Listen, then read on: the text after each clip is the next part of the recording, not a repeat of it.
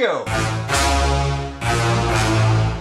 Got sidetracked there a little bit, but now it's time to talk about things that you didn't know about the movie Black Sheep, ladies and gentlemen. It was released on February 2nd, 1996. Not all that surprising, the film was rushed due to the success of Tommy Boy.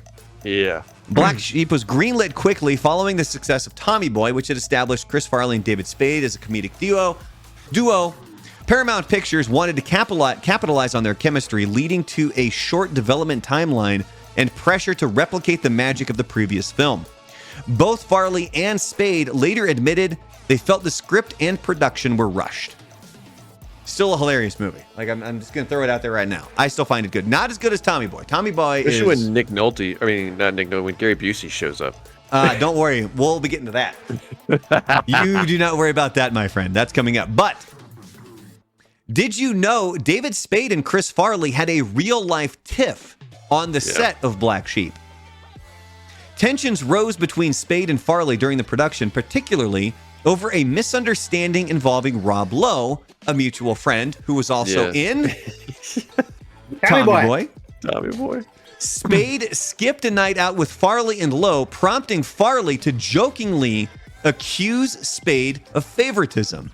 This led to a playful but infamous incident where Farley reportedly poured soda on Spade's head during an argument. Despite their on-set squabbles, the duo maintained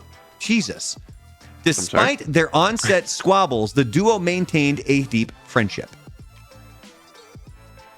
And of course, we know that since they basically rushed this thing through because of the success of Tommy Boy, we know that the script was written for Farley. You know what he's yelling right here, right? Where he's at that event for like it's when he gets high with all the reggae guys. Yeah, to rock the something Whitey, kill Whitey. The screenplay was catered to Chris Farley's strengths, showcasing his physical comedy and lovable underdog persona. Fred Wolf, the screenwriter, had written for Saturday Night Live and understood how to craft material suited for Farley's comedic style.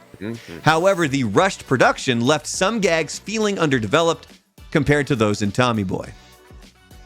That scene is hilarious, I'm not going to lie. The rolling downhill scene also, a lot of it was Farley. In one of the movie's most memorable scenes, Farley's character tumbles down a massive hill, yelling the entire way. Although Farley had a stunt double, he insisted on doing part of the fall himself, showcasing his commitment to physical comedy. The scene became iconic for Farley's ability to turn even the simplest gag into a hilarious moment. I still remember watching this movie with my cousin. And we were in my bedroom watching it, and my parents had to have thought we were high because we were laughing so fucking hard. To some of the like where they're sitting in the bunk beds and then the roof rips off and he goes, "Hello, Washington," and then the bed crushes down on top of David Spade. And finally, I do remember that. The film. There's your Busey there, Frank. Busey, good Lord. The film's political plot was loosely inspired by real events.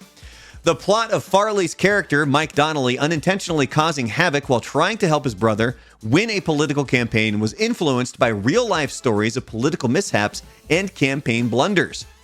While the film's politics are exaggerated for comedy, the writers drew on actual scandals and the idea of family members unintentionally derailing campaigns.